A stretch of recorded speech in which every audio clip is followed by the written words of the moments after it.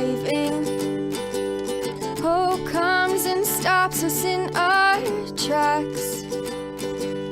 Bravely we prove in our striving, trudging together each day. Where there's a will, there's a way.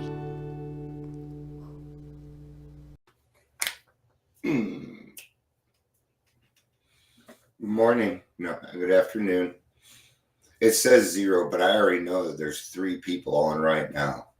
Maylin's here. Hi, Maylin. Scott's here. And so is Robin. So, yeah, I get to look at the Daily Trudge now. I've never seen it that way from the other end. And it really isn't all that thing. It isn't really all that exciting. Welcome to the Daily Trudge. My name is Dion. I'm gonna be your host. I hope you guys stuck around. If not, I'm not gonna do it that way anymore. I don't want to do that to people. So I will find out though. I also forget that this is on a lag. There is about a 10-second lag here. So great. Let's talk a little bit about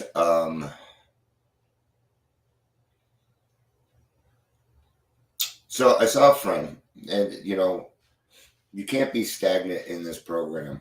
You can't. Okay. If you are getting bored, let me put it this way. If you are comfortable in your sobriety, it's time to do something. It's time to do something. Being comfortable in our sobriety, sure, maybe for a day. Okay. Now, that doesn't mean you have to feel uncomfortable. It really doesn't. You don't have to force yourself to feel uncomfortable. My point is you got to think of these things, and this is really what it comes down to. If you're in a group of people, that's great. Go for your fellowship, man. Here's the thing. I talk to a certain set of people, right? And even though I grow individually, we also grow as a group. Okay, including my home group. We are constantly growing as a group. And if your group is not doing that, you will all become stagnant together and you'll be confused. And until somebody in that little group says, we need to go do this, that is how you will continue. Yes, something new. Yay, we get excited, right? Oh, well, there's our indicator. There's our indicator. Now, isn't that turning a negative into a positive?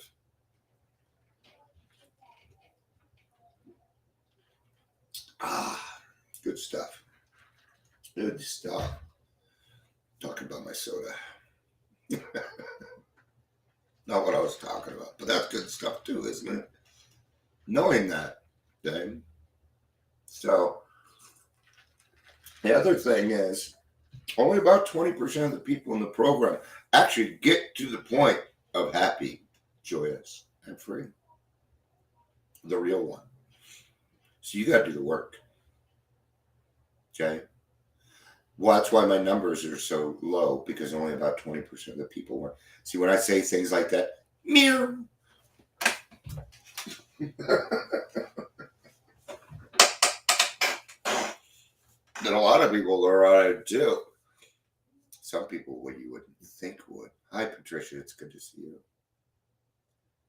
Good to see you.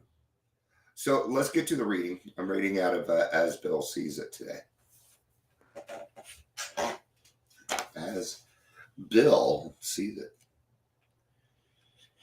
Meeting adversity is what this one is called. Okay? I have found that I have made more progress from my failures than my actual successes. I make more progress from failing than the actual progress. You made it, Emma. And I said, yeah, text. See, it worked. Between the two of us, we'll get here. It's good to see you, honey. All right, meeting adversity. And I see that you prefer Zoom. I mean, YouTube, and I appreciate that. I need some YouTube on here. All right.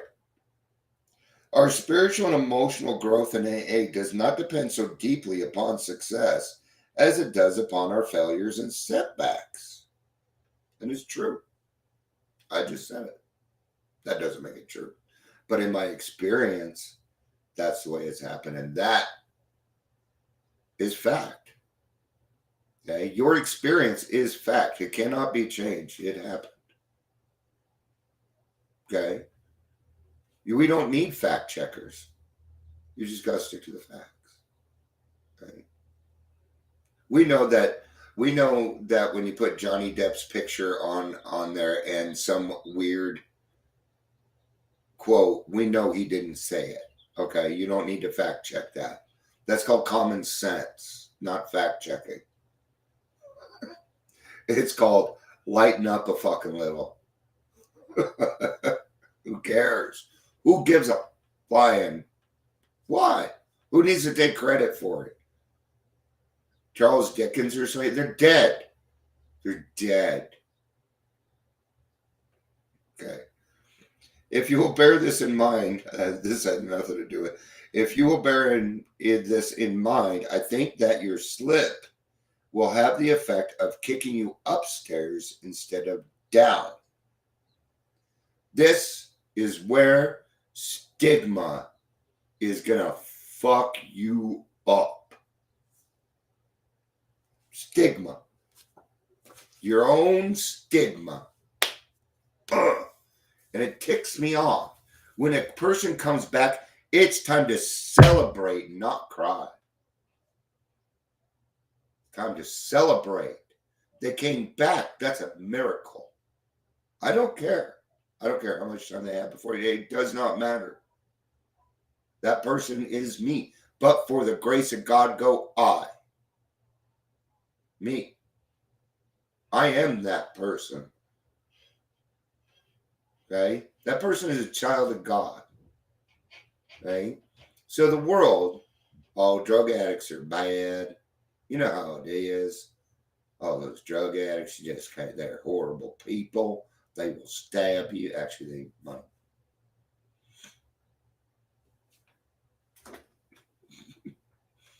In a sense, they're not lying about us. In a sense, they're not lying. We are little frickin' children. We're little children sometimes. Okay? And when these people have these slips, they feel the most horrible shame in the world. It brings that loneliness, right? Everybody's going to hate me. I don't know how many times somebody has come back into a meeting saying, I slipped. I thought you guys were going to be mad. And we're like, no, we're not mad. You want to know why you drank? Because you're an alcoholic. You couldn't help it. You were dealing something beyond your control, beyond you. Okay? So don't come talking to me about, I never had a relapse. Just don't say that. Who cares? What are you trying to prove? What are you trying to say? What you're saying is I'm better than you. That's what you're actually saying. No matter what your intent is, that's what you said. And that's actually how you feel. Now you tell me who's going to be in that 20% who actually does all the work. Okay? At some point, you have to stop faking it till you make it. And at one point, you actually have to make it. You have to make it to your final destination. That is the 12 steps. There, you will find release from care, boredom, and worry. Your life will become something new. It will be lifted up. I'm not kidding you. I am not kidding you. Go to meetings. 20% of the people talk. The others are just trying to get this by osmosis right now. Hopefully they'll come back.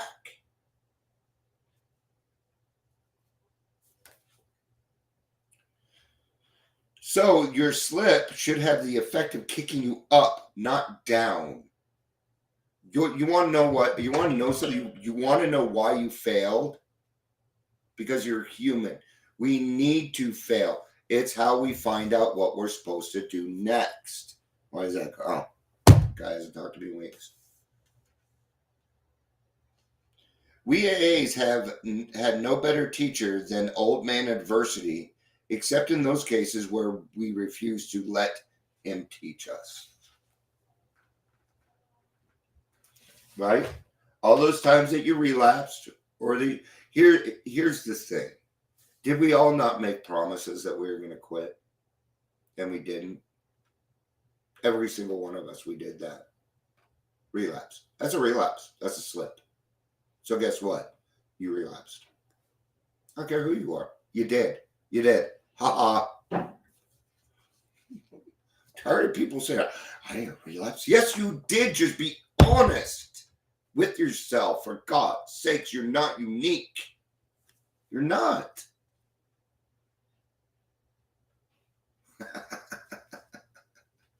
Love it.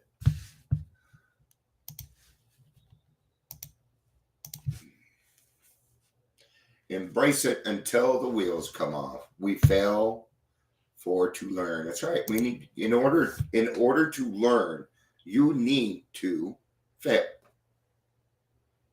Okay, we're talking about life. We're not talking about an education. We're talking about life itself and dealing with it. Okay? Why do you think I share my experience, strength, and hope? So that you don't have to go through it. You think I'm just blowing smoke up your ass? You think I'm just making shit up? I'm telling you what my life is like. Yeah, it's true. One, that you have to first fail. Okay? How do you think you're going to get to the point of the first step and all of its effects if at first you do not have the gift of desperation? It ain't going to work. It must have depth and weight. You must hit your bottom before any of this will work, or it won't. Period. And everybody's bottom is different. And the person in that body gets to decide their bottom. Not you, not me, not anybody else. Get rid of the word rock in that. There is no rock bottom. There is only the bottom. That's it. And it only requires one thing. The loss of ourselves is the only thing required. You could be 16 and be a hopeless alcoholic. I was. Yeah. And you don't have to fall far. That's right. You don't. All right. Unmanaged. The most important word in my early days is unmanageable. Yes. What is he doing here? He's setting himself up to succeed by admitting to himself that his life is unmanageable. Okay? I'm going to tell you something. Is my life unmanageable today? No, because I don't manage it. Because I don't manage it. God does that for me. God does that for me. So when I fail, you want to know who picks me up? Yeah. You want to know why? He'll grab me right before I smack my head on that cement, because he knows that my will is in line with his and that I don't need to learn that lesson. I just made a mistake. And he's going to give me the grace to do that. God is not going to stop you from doing anything. Nope. I've never seen it. No. Okay. But if you decide to go out in your car and run it into a tree, he ain't going to stop you. He's going to let you do it. Now and then, all of us fall under heavy criticism. Let's think of another kind of that. Do we allow other people to be down? Do we allow other people to fail and still be by their side? Okay.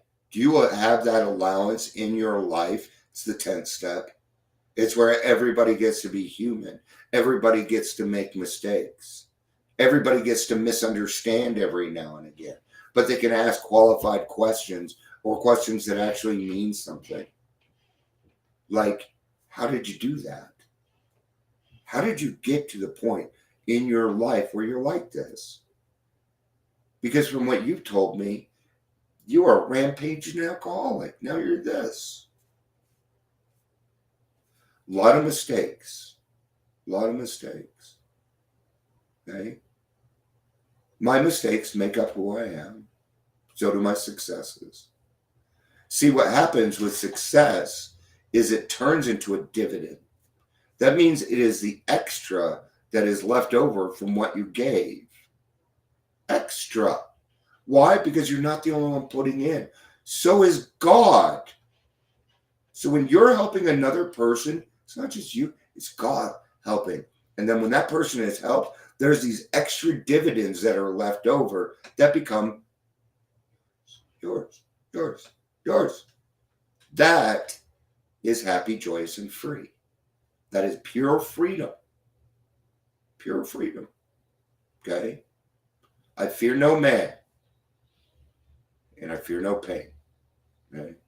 Stealing these words from Live. The band Live. Okay? He also had another one. I found that anxiety and pain were better friends, so I let them go. I love that.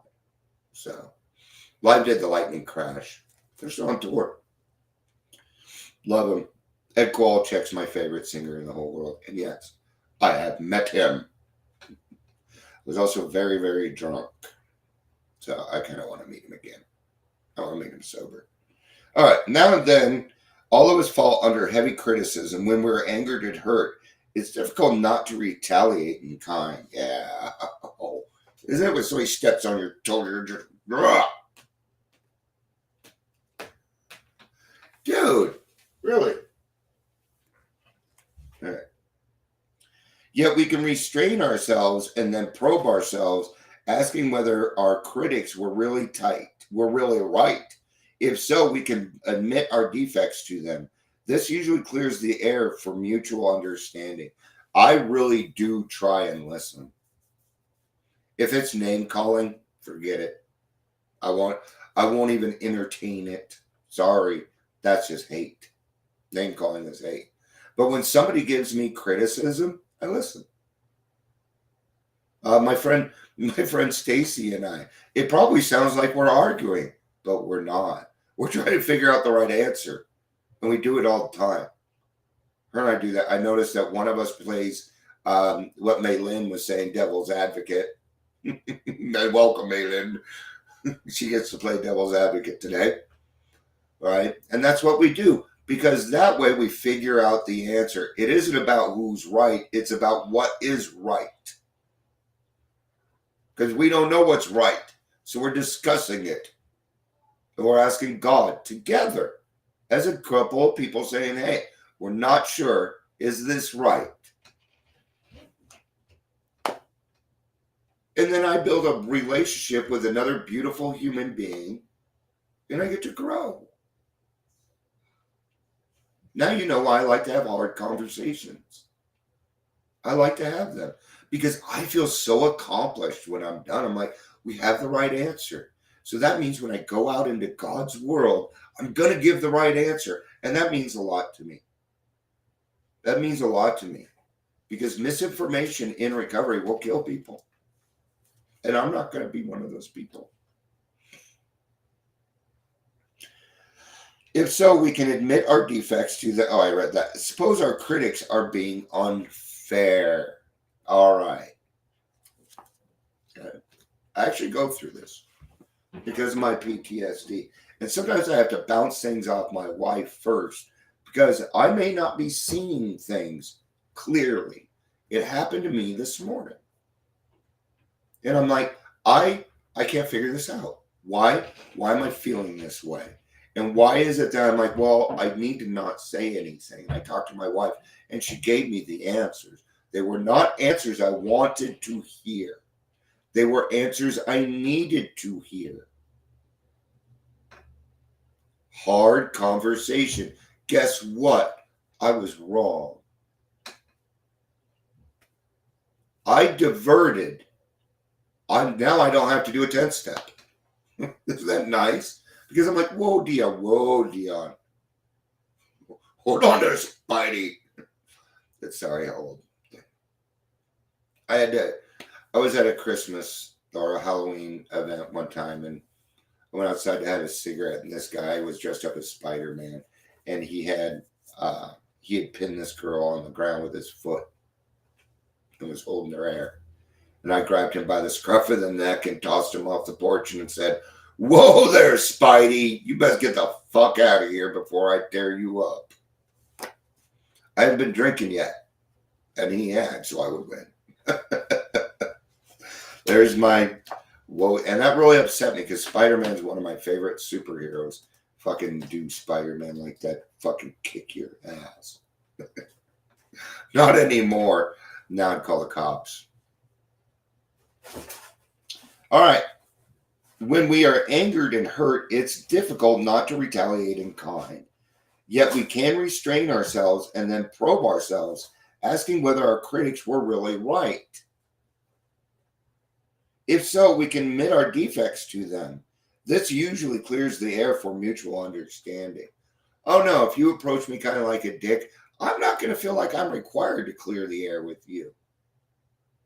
That's your problem, not mine. I'm sorry. No, I'm not.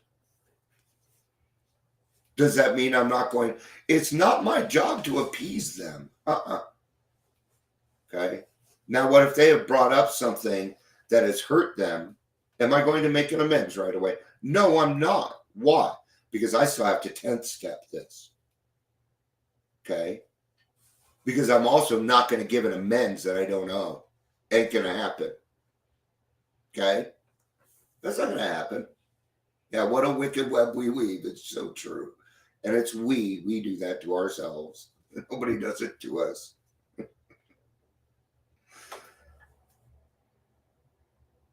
Suppose our critics are being unfair, then we can try calm persuasion. If they continue to rant, it is still possible for us in our hearts to forgive them. Okay? Yeah, I can forgive them. So what? What? Maybe a sense of humor can be our saving grace. Thus, we both can forgive and forget. Sometimes I might throw humor in there. But here's the thing. This person's just going to get mad again. It's probably going to be about the same thing. And really, it's none of my business. That's how I feel about it. I understand what Bill is saying. But isn't my anger my problem? So guess what? Your anger is your problem. Don't come at me with your anger. You're going to find boundaries. Okay? Yeah, I hear what you're saying. I might do that. I'll take a look at it. Thanks. You keep coming, though. You're going to find a boundary. And that boundary is going to be, leave me the fuck alone. How about that? Go talk to your sponsor. Go talk to your therapist. Your anger has nothing to do with me. Leave me alone.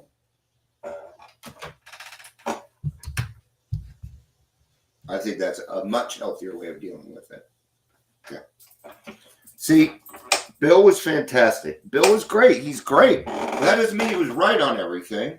We've learned more. It tells us in the big book, God will disclose more to you and to us. Okay? And there are healthier ways of doing things now than some of the ways that Bill suggested. I love them. But no, you're going to meet my boundaries on that. Okay? Healthy boundaries. It's not my job to take care of your anger. Okay? What is my job is taking care of my own stuff. So therefore, I need to be open-minded about any kind of criticism that comes along. But that does not mean I need to tolerate their behavior. And if that person brought it to me angry and they were right, I'm still not going to tell them.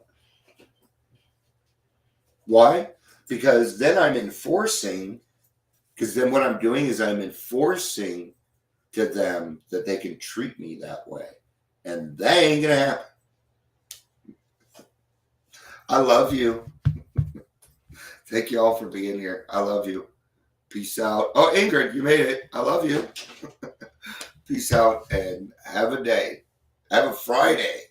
Fuck yeah, Friday, huh? Leisure. Love ya.